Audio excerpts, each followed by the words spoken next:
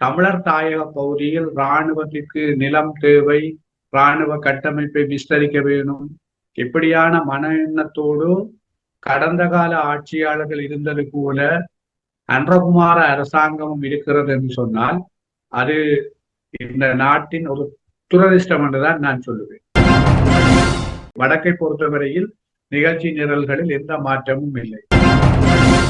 மஹிந்த ராஜபக்ச, கோட்டாபய ராஜபக்ச காலத்தில் இராணுவத்துக்கு நிலம் பிடிக்கிற, இராணுவ கேம்பு விஸ்தரிக்கிறதுக்கு நிலம் பிடிக்கிற வேலை இருந்ததோ அதே நிகழ்ச்சி நிரல் இப்பவும் தொடர்ந்து கொண்டுதான் இருக்குது. இன்னும் அவர்கள் இராணுவ ஆதிக்கத்தை வலுப்படுத்த நினைக்கிறார்கள் என்பதற்கு இது சரியான ஒரு உதாரணம்.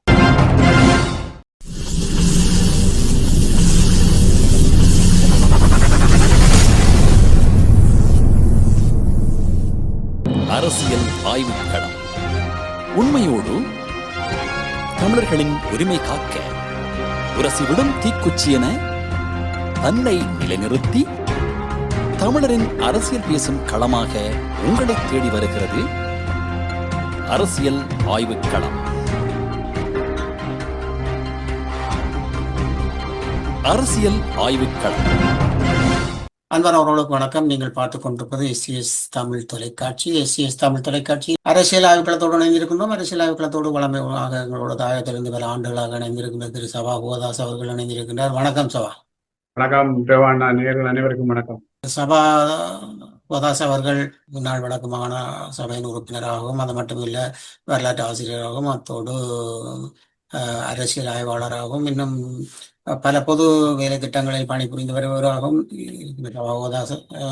எங்களோட பல ஆண்டுகளாக இந்த அரசியல் ஆய்வுக்களத்தில் கலந்து சிறப்பித்துக் கொண்டு வருகிறார். அந்த வகையிலே இன்றும் வளமை போலவே நாங்கள் இந்த அரசியல் ஆய்வுக்களத்தில் தாயக முன்னோட்டத்தோடு நாங்கள் அரசியல் ஆய்வுக்களத்தில் நுழைவோம்.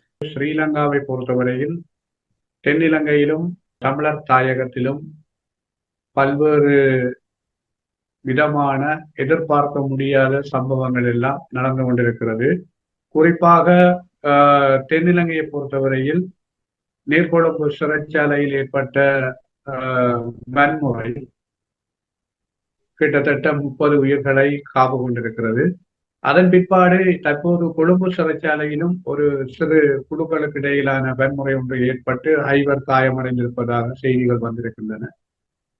ஆகவே இது சிறைச்சாலைகளின் ஊடாக ஒரு வன்முறை ஏற்படுத்தப்படுகிறதா அல்லது என்ன நோக்கத்துக்காக இது நடைபெறுகிறது என்று பல்வேறு விதமான கேள்விகளும் விமர்சனங்களும் வந்து கொண்டிருக்கிறது. அதே நேரம் தமிழர் தாயகத்தை பொறுத்தவரையில் தமிழர் தாயகத்தில் குறிப்பாக யாழ்ப்பாணத்தில் வலிவடக்கில் கிட்டத்தட்ட 3000 ஏக்கர் நிலங்கள் இன்னும் பொதுமக்களினுடைய காணிகள் விடுவிக்கப்படாமல் இராணுவ கட்டுப்பாட்டில் இருக்கிறது.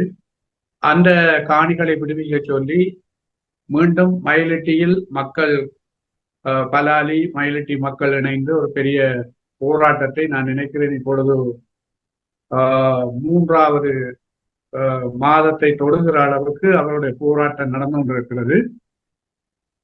ஆனால் இந்த போராட்டம் நடந்து கொண்டிருக்கிற போது கொழும்பில் பாராளுமன்றத்தில் இந்த விவாதங்கள் இடம்பெற்றுக் கொண்டிருக்கிற போது பிரதி பாதுகாப்பு அமைச்சர் ஒரு விடயத்தை குறிப்பிட்டிருந்தார். தாங்கள் 1661 ஏக்கர் காணியை, பொதுமக்களின் காணியை தாங்கள் இராணுவ தேவைகளுக்காக சுவீகரிக்க இருப்பதா.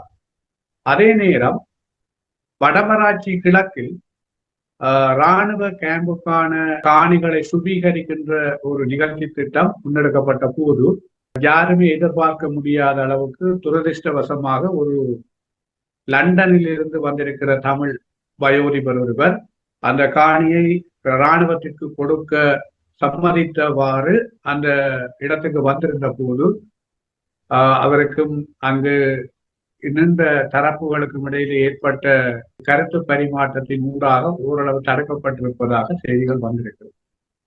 அவை இப்படியான சூழலில் வடக்கு, கிழக்கு மற்றும் தெற்கில் தற்போது அரசாங்கத்தினுடைய எதிர்பார்ப்புகள் வடக்கு மக்கள் எதிர்பார்த்ததற்கு எதிர்மாறாகவும் தெற்கு மக்கள் எதிர்பார்த்ததற்கு எதிர்மாறானதாகவும் தான் நகர்ந்து கொண்டிருப்பதை நாங்கள் காணக்கூடியதாக இருக்கிறோம். உண்மையிலேயே நாங்கள் பார்ப்போமாக இருந்தால் இந்த காணி விவகாரம் என்பதில் பார்க்க நாங்கள் முதலில் இந்த இராணுவத்துக்கு தேவையான காணி என்பதை பற்றி ஒரு பார்வையாக பார்க்கக்கூடியதாக இருக்கின்றது. இன்று நாங்கள் பார்க்கக்கூடியதாக இருக்கின்றது இந்த நீர்கொழும்பில் நடைபெற்ற இந்த சிறைச்சாலை விடயத்தை பார்ப்போமாக இருந்தாலும் கூட இன்றில் வடக்கில் போராட்டம் ஆரம்பித்ததன் பின் எந்தவித அசம்பாவிதங்களும் நடந்தது கிடையாது. ஆனால் இன்று பார்க்கின்ற பொழுது கொழும்பில் மிகப்பெரிய அசம்பாவிதங்கள் நடக்கின்றது. இப்பொழுது இந்த பாதுகாப்பு என்பது முக்கியமாக கொழும்பில் தான், கொழும்பு பகுதிக்குட்பட்ட சிங்கள பகுதியில் தான் தேவையாக இருக்கின்றது போல் இருக்கின்றது. இதை அங்கே ஊடகவியலாளர்கள் எப்படி பார்க்கின்றார்கள்? யுத்தம் முடிந்து 17 ஆண்டுகள் ஆகி இருக்கிறது. நான் நினைக்கிறேன் 2009ஆம் ஆண்டு மே 18ஆம் தேதிக்கு பிறகு வடக்கில் அல்லது கிழக்கில் தமிழர் தாயகத்தில் அல்லது இலங்கையினுடைய வடகிழக்கு வெளி மாகாணங்களில், அதாவது 2009க்கு முற்பட்ட காலத்தில் இருந்த கட்டமைப்பு ரீதியான எந்த ஒரு ஆயுத வெடி சத்தங்களோ அல்லது அது தொடர்பான செயற்பாடுகளோ அறவே இல்லை. எல்லாம் 2009 மே 18ஓடும் அது மௌனித்து விட்டது. ஆகவே அதன் பிற்பாடு இவ்வளவு ஆண்டுகள் கழிந்தும் தொடர்ந்தும் தமிழர் தாயக பகுதியில் இராணுவத்திற்கு நிலம் தேவை, இராணுவ கட்டமைப்பை விஸ்தரிக்க வேணும், இப்படியான மன எண்ணத்தோடு கடந்த கால ஆட்சியாளர்கள் இருந்தது போல அன்றகுமார அரசாங்கமும் இருக்கிறது என்று சொன்னால் அது இந்த நாட்டின் ஒரு துரதிர்ஷ்டம் என்றுதான் நான் சொல்லுவேன். இந்த நாடு முன்னோக்கி செல்றதுக்கான வாய்ப்பில்லை. இந்த நிகழ்ச்சி நிரலில் இவர்களும் அகப்பட்டிருக்கிறார்களா அல்லது இவர்களும் இந்த நிகழ்ச்சி நிரலை கடந்த காலத்தில் வலுப்படுத்துபவர்களாக இருந்திருக்கிறார்களா என்ற சந்தேகம் தான் இப்போ எல்லோருக்கும் எழுந்திருக்கிறது. குறிப்பாக வடக்கு பிரதேசத்தில், அதாவது பிரதி பாதுகாப்பு அமைச்சர் சொல்கிறார் 1661 ஏக்கர் நிலத்தை பொதுமக்களுடைய காணிகளை இராணுவ தேவைக்கு சுபீகரிக்க போகிறோம். ஏலவே இராணுவத்திற்கான ஒரு வைத்தியசாலை கட்டப்பட்டு கொண்டிருக்கிறது. அந்த காணியை தாங்கள் ஒருபோதும் விடுவிக்க மாட்டோம், அந்த கட்டிட வேலையை நாங்கள் நிறுத்த மாட்டோம், தொடருவோம் என்ற வகையில் தான் அவர் உரையாடி இருக்கிறார். ஆகவே இது ஆட்சி, நாங்கள் தொடர்ந்து சொல்றது ஆட்சி மாற்றம் தெற்கில் இருந்தாலும் வடக்கில் ஆள் மாற்றம் என்பது போல நிகழ்ச்சி நிரல் ஒன்றுதான், எந்த மாற்றமும் இல்லை. வடக்கை பொறுத்தவரையில் நிகழ்ச்சி நிரல்களில் எந்த மாற்றமும் இல்லை. எப்படி மஹிந்த ராஜபக்ச கோட்டாபய ராஜபக்ச காலத்தில் இராணுவத்துக்கு நிலம் பிடிக்கிற, இராணுவ கேம்பு விஸ்தரிக்கிறதுக்கு நிலம் பிடிக்கிற வேலை இருந்ததோ அதே நிகழ்ச்சி நிரல் இப்பவும் தொடர்ந்து கொண்டுதான் இருக்குது. அதுக்கு எக்ஸாம்பிள் அண்மையில நடந்த வடமராட்சி கிழக்கு இராணுவ கேம்ப் விஸ்தரிப்புக்கான காணி சுத்திகரிப்பு நடவடிக்கை. ஆகவே இந்த செயற்பாடு எங்களை பொறுத்தவரையில் வடகிழக்கில் வாழுகிற தமிழ் மக்களை மாத்திரமல்ல, பல இன மக்கள் வாழுகின்ற இந்த நாட்டில் வாழுகிற ஒட்டுமொத்த மக்களுக்கும் இது ஆரோக்கியமானதாக இல்லை. நீங்கள் குறிப்பிட்டது போல நீர்கொழும்பு சிறைச்சாலையில் அந்த வன்முறை ஏற்பட்டதன் காரணமாக உண்மையிலேயே பாதுகாப்பு அங்குதான் பலப்படுத்த வேண்டும் என்ற கேள்வி பலர் மத்தியில் இருந்தாலும் அந்த வன்முறை சம்பவம் நடந்ததற்கான சரியான காரண காரியங்கள் இன்னும் வெளியாகவில்லை. அது பல்வேறு ஊகங்களின் அடிப்படையில் ஒவ்வொருவரும் அது எதிர்கட்சி சார்ந்த சிலர் செய்திருக்கலாம், அல்லது பசில் ராஜபக்ச சார்பாக சிலர் செய்திருக்கலாம், அல்லது போதைப்பொருள் கும்பல்களுக்கு இடையில் அது ஏற்பட்ட முரண்பாடாக இருக்கலாம், அல்லது போதைப்பொருள் கொண்டு சென்றவரை அதாவது காவலர்கள் கண்டறிந்ததன் காரணமாக அந்த தகவலை சொன்னதன் அடிப்படையில் ஒருவர் அந்த வன்முறை வெடித்ததாக இந்த செயற்பாடுகள் நாட்டு மக்களை பல்வேறு அதிர்ச்சிக்கு உள்ளாக்கி இருக்கிறது. காரணம், அமைதியான சூழல் இந்த ஆட்சியாளர்களினால் ஏற்படும் என்று நினைத்த மக்களுக்கு பல்வேறு வகையிலும், அது வடக்காக இருந்தாலும் தெற்காக இருந்தாலும், ஒரு மனோநிலையில் ஒரு அதிர்ச்சிகரமான மாற்றம் ஏற்பட்டிருக்கிறது என்பது உண்மை. இருந்தால் அன்று தொட்டு நாங்கள் கேள்விப்படக்கூடியதாக இருக்கின்றது. இராணுவத்தினர் விவசாயம் செய்கின்றார்கள் என்று. இந்த பிடிக்கப்பட்ட காணிகள் இராணுவத்தின் மேலதிக கொடுப்பனவுக்காக அவர்கள் விவசாயம் செய்து அவர்கள் பண்ணையாளர்களாக மாறுகின்ற ஒரு காலகட்டமாக பார்க்கக்கூடியதாக இருக்கின்றது. அப்படி பார்க்கின்ற பொழுது எங்களுடைய மக்கள் விவசாய மக்களாக இருந்தவர்கள் தங்களுடைய காணிகளை திருப்பி கேட்பதற்கான ஒரு நீதி கோரலை இது எங்கே முன்வைக்கக்கூடியதாக இருக்கு? அன்பகுமார அரசாங்கம் ஆட்சிக்கு வரும்போதும் தற்போதும் சொல்லிக் கொண்டிருக்கிற ஒரு விடயம் இனவாதம் மதவாதம் இல்லை, இந்த தங்களுடைய ஆட்சிகள் அதுக்கு இடமில்லை என்றும், அதே நேரம் கடந்த காலத்தை போல தங்களுடைய ஆட்சி காலம் இருக்க போவதில்லை என்றும் தொடர்ச்சியாக சொல்லிக் கொண்டிருக்கிறார். அப்படி இருக்கிற போது அவர்கள் இராணுவத்தினரை கேட்டுத்தான் முடிவெடுக்க போகிறார்கள் என்றால் கடந்த கால ஆட்சிக்கும் இவர்களுடைய ஆட்சிக்கும் வேறுபாடு இல்லை. என்னை பொறுத்தவரையில் கடந்த காலத்தில் இராணுவத்தை காரணம் காட்டித்தான் தமிழர் நிலங்கள் எல்லாமே ஆக்கிரமிப்பில் வைத்திருந்தவர்கள் கடந்த காலத்தில். அதே தொடர்ச்சியை தான் இவர்களும் செய்ய விரும்புகிறோம். இன்றைக்கு உண்மையிலே ஜனாதிபதி அன்பகுமார திசாநாயக்கா சாதாரண மனிதன் அல்ல. அவர் ஒரு நிறைவேற்று அதிகாரம் கொண்ட ஜனாதிபதி. இந்த நாட்டின் முப்படைகளுக்கும் அவர்தான் தளபதி. அவர் ஓர்டர் பண்ணுகிற ஓர்டரை கரியவுட் பண்ண வேண்டியது இங்க இருக்கிற இராணுவ கொமாண்டோஸ் எல்லாருடைய கடமை. அப்படி இருக்கிற போது ஏன் அவர் கேபினெட்டில் ஒரு தீர்மானத்தை உடனடியாக நிறைவேற்றி இவ்வளவு நிலங்களை நீங்கள் உடனடியாக இவ்வளவு காலத்துக்குள் விடுவிக்க வேண்டும் என்று ஓர்டர் போட முடியவில்லை? ஏன் முடியவில்லை?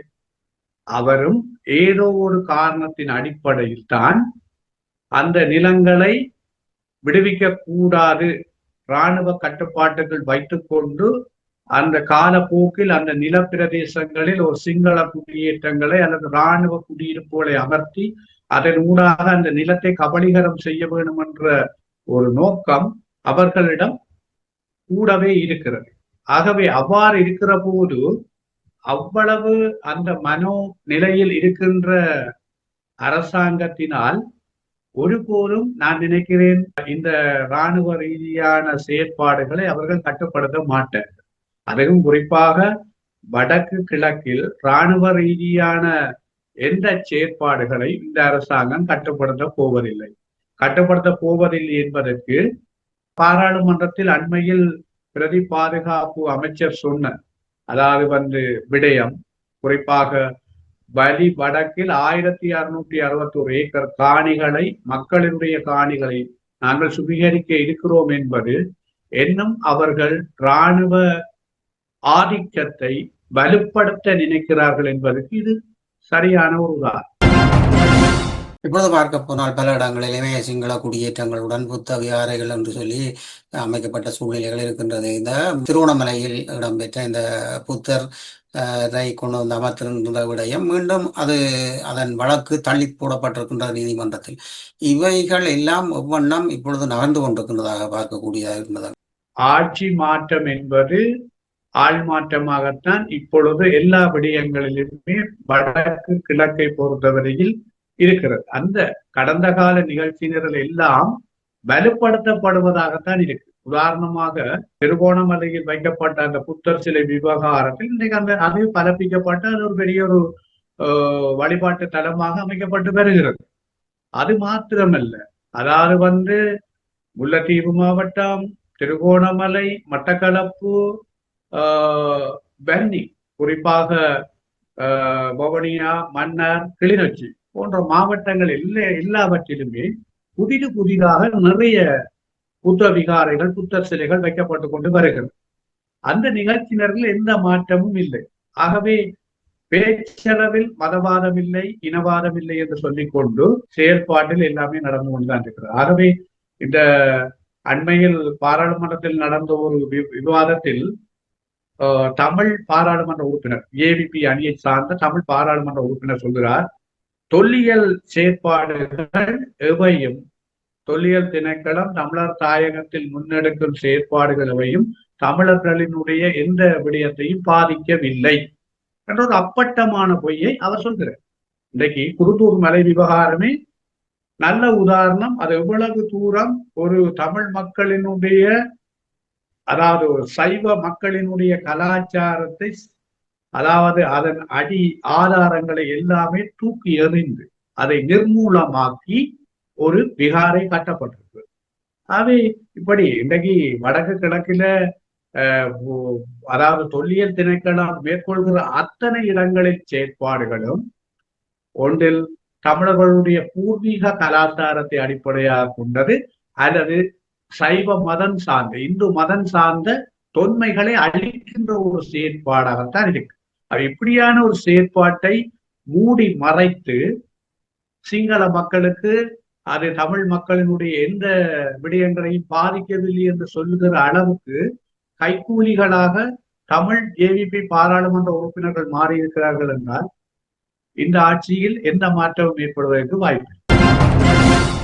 இந்த ஆட்சி வந்த ஆரம்ப காலத்தில் நீங்கள் பல முறை அதை பற்றி உரையாடி இருக்கின்றீர்கள். வந்த காலத்தில் கூறப்பட்ட விடயம் சமத்துவம், சமதர்மம் என்றெல்லாம் கூறப்பட்ட விடயங்கள் பற்றிய ஆட்சிகள் போல் இவர்களும் தாங்கள் நினைத்த விடயங்களை தாங்கள் சிங்கள குடியேற்றங்களை வளமையாக மற்ற அரசாங்கங்கள் செய்தது போல் செய்கின்ற பொழுது இவரிடம் எங்கே சமத்துவம் இருப்பதாக நாங்கள் பார்த்துக் கொள்ளக்கூடியதாக இருக்கின்றது. அவரிடம் இருப்பதாக தெரியவில்லை. இந்த ஆட்சியாளர்களை பொறுத்தவரையில் அவர்கள் வடக்கு கிழக்கு தமிழர் விடயத்தில் கடந்த கால ஆட்சியாளர்கள் போலதான் செயற்படுகிறார்கள். ஆனால் தெற்கில் மாத்திரம் இவர்கள் ஒரு விடயத்தில் தெளிவாக இருக்கிறார்கள் என்றால் தங்களுக்கு பிறகு வலுவான ஒரு சக்தி ஆட்சியை பிடித்துவிடக் கூடாது என்பதற்காக இந்த ஊழல் மற்றும் போதை என்கிற 2 விவகாரத்தையும் வைத்து தென்னிலங்கையில் ஆட்டம் போடுகிற எதிர்த்தரப்புகளை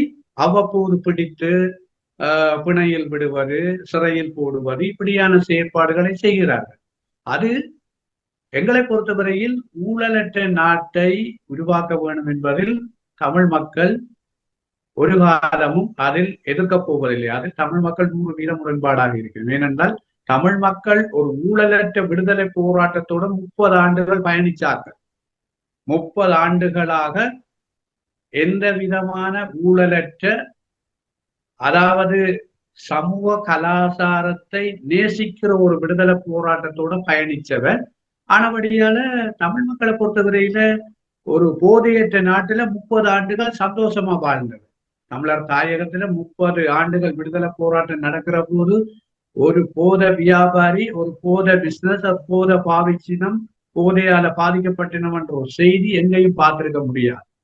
அப்படியான ஒரு சூழலுக்குள்ள வாழ்ந்த தமிழ் மக்கள் இப்ப அதால பாதிக்கப்படுகிறோம். ஏனென்றால் அப்படி ஒரு கவசம் தமிழ் மக்கள் அப்படி ஒரு கவசத்தை இழந்துட்டோம் என்று இன்றைக்கு நேற்று இல்லை, இப்ப 17 ஆண்டுகளாக கவலைப்பட்டு கொண்டிருக்கணும். 17 ஆண்டுகளாக கவலைப்படினோம், இன்னும் தொடர்ந்து கவலைப்படுவினோம். ஏனென்று சொன்னால் அந்த இடத்துக்கு வடக்கு கிழக்கில அத்தனை கட்டமைப்புகளும் சீரழிக்கப்பட்டு கொண்டு இன்றைக்கு அப்படியான ஒரு சூழல் வடக்கு கிழக்கில் ஏற்பட்டும் கூட இந்த ஆட்சியாளர்கள் அதை பெரிய அளவுல தடுத்ததாக இல்லை. இன்றைக்கும் வடக்கு கிழக்கில போத பொறுப்பாவன நீங்களும் செய்திகள் பார்த்து கொண்டிருக்கிறீங்கள். எல்லாரும் வாழ்வெட்டு, களவு, கொலை எல்லாமே நடந்து கொண்டுதான் இருக்குது. அது எல்லாம் நின்றபாடு இல்லை. ஆனால் தென்னிலங்கையில பெரிய பெரிய போதை வியாபாரிகள், பெரிய பெரிய அரசியல் முன்னணியில இருந்த ஆட்கள், அவர்கள் செய்த ஊழல்கள் எல்லாம் அவ்வப்போது அவருடைய பயிர்கள் தூக்கப்பட்டு பெரிய தண்டனை அல்ல. அவர்கள் ஊழல் செய்தார்கள் என்று யாருடைய ஊழல் பணமும் என்ன நாட்டுக்கு வந்ததாக இல்லை.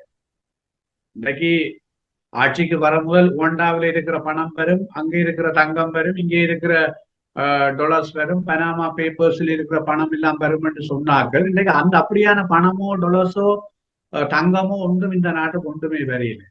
சும்மா தூக்கி அவர் இப்படி ஒரு மோசடி செய்தார் என்ற போர்வையில சிலரை பிடித்து உடனே பிணையில விடுறது, சில பேரை கொஞ்ச நாள் போட்டு பிணையில விடுறது, இப்படியான செயற்பாடுகள் நடக்கிறதை ஒழிய அது உண்மையாக எல்லாருக்குமே. இன்றைக்கு ஈஸ்டர் குண்டு தாக்குதல்ல பிரதான சூத்திரதாரிகள் இருக்கிறார். அவைகளை தூக்க இல்லை. அவைகளுக்கு கீழே வேலை செய்த ஏவல்கள், அவர்கள் அதிகாரிகள், அதற்கு கைக்கூலிகள். இன்றைக்கு பிள்ளையான பொறுத்தவரையில அவர் ஒரு கைக்கூலி தான் என்ன பொறுத்தவரையில. அதே போல சுரேஷ் சாலே அவர் ஒரு அதிகாரி. உண்மையில அதிகாரிமார் அரசியல் தலைவர்கள் போடுகிற ஓடர்களை செய்பவர்களாகத்தான் இருப்பினும் ஆகவே அது செய்த ஈஸ்டர் தாக்குதல் நல்லதென்று நாங்க சொல்லல. அது ஒரு மன்னிக்க முடியாத ஒரு விடயம். ஆனால் அப்படியான விடயங்கள்ல ஈடுபட்ட ஆக்களை உரிய ஆக்கள் அதுக்கு உண்மையாக அதை வழி நடத்தினாக்களை தூக்கி போட்டு உடனடியாக விசாரணை செய்யும். விசாரணை செய்து பாதிக்கப்பட்ட மக்களுக்கு நீதி கொடுக்கும். அப்படியான செயற்பாடுகள் இல்லை. இது ஒரு அரசியல் பில்டப். நாங்களும் பிடிக்கிறோம், அவர்களை விசாரிக்கிறோம், அவர் கிட்ட போயிட்டோம், அவர் இப்ப சொல்ல போறார், அந்த மாதிரியான இப்படியான தோரணையில தான் நகர்த்தப்படுகிறதே ஒழிய இது எல்லாமே டோட்டலா அடுத்த ஆட்சிக்கு அல்லது எலெக்ஷனுக்கு பேஸ் பண்ணிக்கல தென்னிலங்கையில தங்களுக்கு பலமான ஒரு எதிரணி இருக்கக்கூடாது, அவர்கள் செயற்படக்கூடாது, அந்த நோக்கத்தில் தான் அது நடக்கிறதே ஒழிய அந்த செயற்பாடுகளும் முழுமையாக அந்த ஊழல் நடந்த அந்த ஊழல் செய்யப்பட்ட பணங்களை சொத்துக்களை அரச உடமையாக பெற்றுக்கொள்றதுக்கான எந்த செயற்பாடும் அங்கு நடைபெறும். ஆகவே இதுதான் தென்னிலங்கையில வடக்கு கிழக்க பொறுத்தவரையில, குறிப்பாக வடக்கில எந்த செயற்பாடுகளுக்கும் எந்த விதமான ஆக்கப்பூர்வமான நடவடிக்கையும் எடுக்கப்பட்டதில்லை. சும்மா பார்லிமெண்ட்லையும் கூட்டங்கள்லையும் நீலி கண்ணீர் வடிக்கிறார்கள்.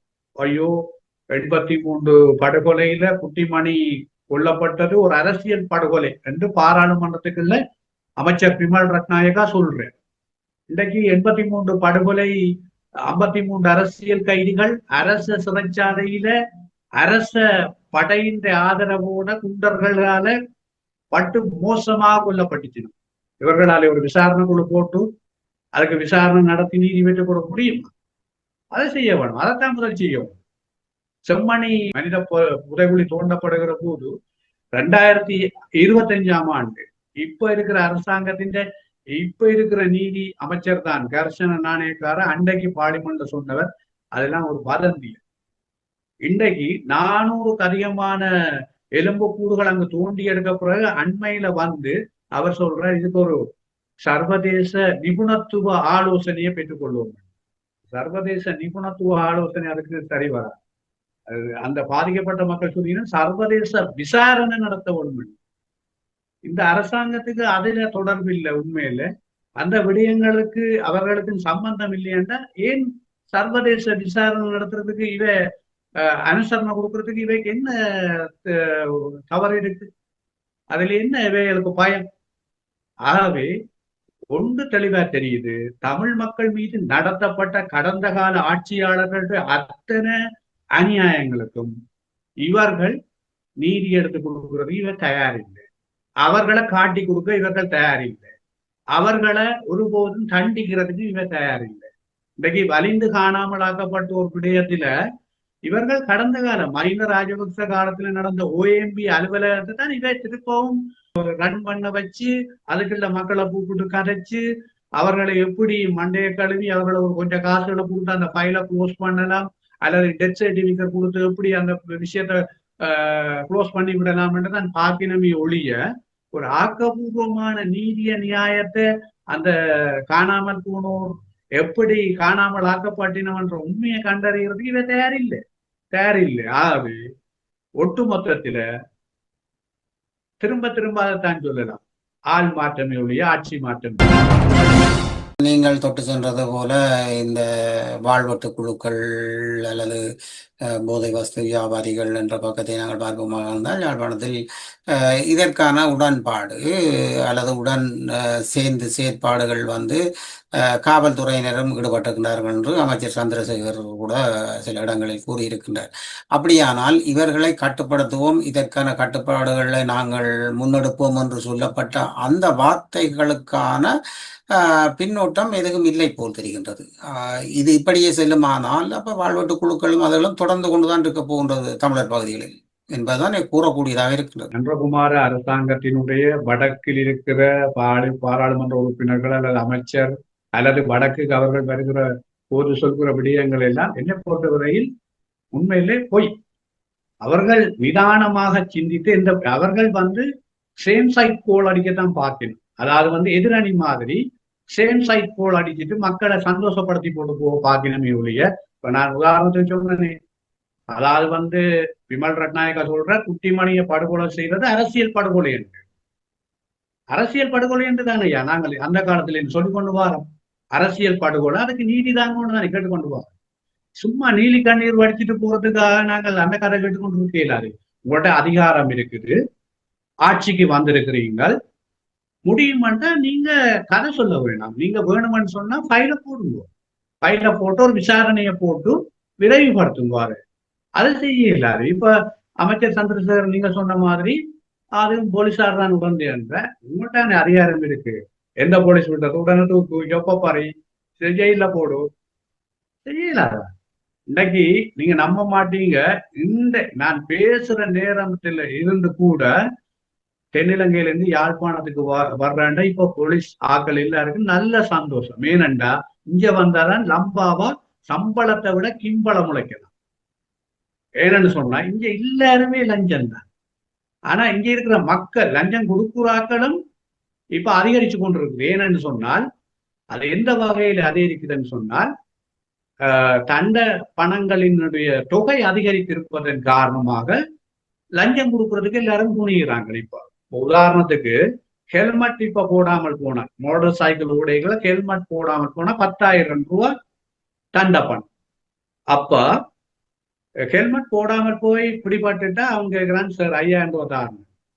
அவன் இப்ப வாங்குவேன் பார்த்து கொண்டு இருக்கிறவனுக்கு 5,000 ரூபாய் பெரிய காசு, அவன் வாங்கிட்டு போறான். இதுதான் நடக்குது.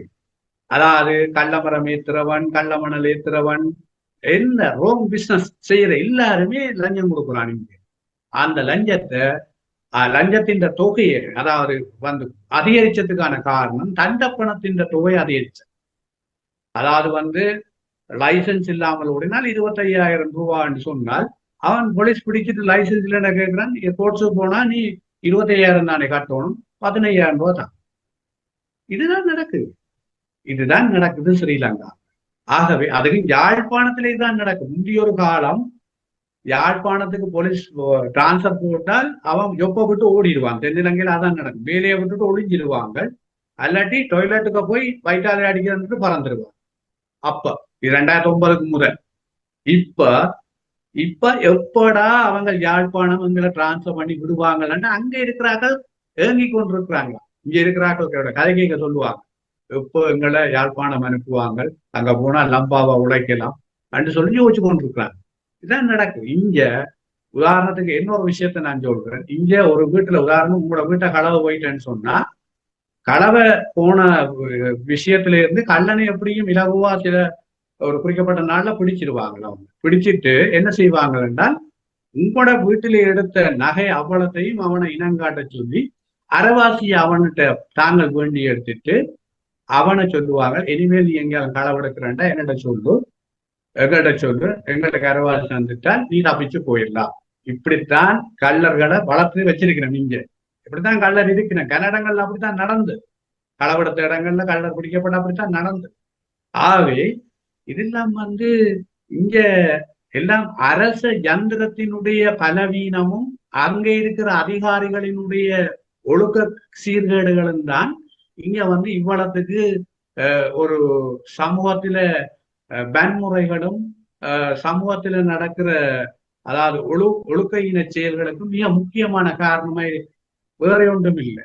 ஆக இந்த விடயத்துல அரசாங்கம் கிளீன் ஸ்ரீலங்கான்னு சொல்லி கொண்டு வந்த அரசாங்கம் இந்த விடயத்துல கைய விட்டுது. சும்மா பேச்சளவுல தான் கிளீன் ஸ்ரீலங்கா, செயற்பாட்டில ஒன்றுமே இல்லை. கேட்டா சொல்லுவேன்னா முழுக்கவே கொரப்ஷன் சொல்லி அப்படி விடையில அதிகாரம் அவையிட்டே இருக்குன்னு சொன்னால் முக்கியமான அதிகாரிகளை தூக்கி அவரோட வேலைகளை பறிச்சு அவர்களுக்கான தண்டனையை கொடுக்க மற்றவையெல்லாம் சரியா வருகணும், சரியான பாதைக்கு வருகணும். அது சரியான முறையில முன்னெடுக்க வேணும். அப்ப முன்னெடுக்க முடியாமல் குறிப்பாக யாழ்ப்பாணத்துக்கு வருகிற போது எதிர்கட்சி மாதிரி சேம் சைட் கோல் அடிச்சுட்டு போற மாதிரி தான் இப்ப நிலவரம் இருக்கு. அப்ப இப்படி இருந்து கொண்டு நாட்டை முன்னோக்கி கொண்டு செல்ல இயலாது, இவர்களாலே இயலாது. குறிப்பாக பார்க்க போனால் இது வடமாகாணத்தில் மட்டும் இது இப்படியான ஒரு வேறுபட்ட பார்வையாக இருக்கின்றதாக நாங்கள் பார்க்கக்கூடியதாக இருக்கின்றது என்று நினைக்கின்றேன். ஏனென்று சொன்னால் இது இப்பொழுது சிங்கள பகுதிகளில் மிக சிறப்பான செயற்பாடுகள் நடைபெறுவதாகவும் அப்படி இளைஞர்கள் வாங்குவதாகவும் இந்த ஒரு கணிப்பும் எதுவும் வந்தது கிடையாது. அதுபோன்று இந்த நிலைப்பாடுகள் தொடரமாக இருந்தால் இது தமிழர்களுக்கான ஒரு மிகுந்த சிக்கல்களை கொண்டு போகின்றது என்றுதான் பார்க்கக்கூடியதாக இருக்கின்றது. போதை வஸ்து அப்படியானால் மீண்டும் போதை வஸ்துகள் தயார் நிலையில் இருக்கின்றது. பிள்ளைகள் வாழ்க்கை ஒரு சீரான முறைக்குள் ஈடுபடுத்த முடியாத ஒரு சூழ்நிலை. வாழ்வெட்டு குழு தாங்கள் நினைத்தால் வெட்டி போட்டு போகலாம். அதற்கான லஞ்சத்தை வாங்கி கொண்டு இந்த காவல்துறையினர் விடலாம் என்பது கூட உண்மையிலேயே இது கேட்பதற்கே மிக ஒரு மனதுக்கு வருத்தமான விடயமாக இருக்கின்றது. தன்னாட்சி சுதையோடு சேர்ந்த ஒரு விடயம் இருக்க வேண்டும் என்று தமிழர்கள் விரும்புவதில் எந்தவித தவறும் இல்லை என்பதை இதை சுட்டி காட்டுகின்றது. இவர்களின் செயற்பாடு என்பது பார்க்கக்கூடியதாக இருக்கிறது. நல்லது. இன்று சிறப்பாக பல விடயங்களை நீங்கள் தாயத்திலிருந்து அரசியல் ஆய்வு களத்தில் இணைந்து தந்திருக்கின்றீர்கள். நன்றி சபா. நன்றி தேவானா. நேயர்கள் அனைவருக்கும் நன்றி. நல்ல உறவுகளே, தாயகத்திலிருந்து சபா கோதாஸ் அவர்கள் இவர் நாள் வழக்கு மாகாண சபையின் உறுப்பினராகவும் அது மட்டுமல்ல வரலாற்று ஆசிரியராகவும் அத்தோடு அரசியல் ஆய்வாளராகவும் சிறப்பாக இன்னும் பல பொது பணிகளை செய்து கொண்டு வருகிற சபா கோதாஸ் அவர்கள் இந்த அரசியல் ஆய்வுக்களத்தில் வளமையாக பல ஆண்டுகளாக எங்களோடு இணைந்திருக்கின்றார். அவர் தருகின்ற தகவல்கள் அனைத்தும் உண்மையிலேயே தன் சுயநலமற்ற அல்லது தன்னுடைய தான் இருக்கின்ற காட்சிகளை சார்ந்ததாக அல்லாது ஈழத்தமிழர்களுக்கு தேவையான விடயங்கள் என்ன, அதை எப்படி கொண்டு செல்வது நல்லது என்பதை உணர்வுபூர்வமாக அவர் வெளிக்கொண்டு வருகின்ற ஒரு அரசியல் ஆய்வாளராக இருக்கின்றார். அந்த வகையிலே அவரோடு நாங்கள் தொடர்ந்து இந்த அரசியல் ஆய்வுக்களத்தில் இணைந்திருப்பதற்கு நாங்களும் சந்தோஷப்படுகின்றோம். அதுபோன்று நீங்களும் அவருடைய கருத்துக்களை கேட்க வேண்டும். அந்த கருத்து உண்மையானது என்பதை கூறிக்கொண்டு வருகின்ற வாரம் அடுத்த அரசியல் ஆய்வுக்களத்தோடு இணையும் வரை உங்களிடம் இந்த விடைபெறுவோம். நன்றி, வணக்கம்.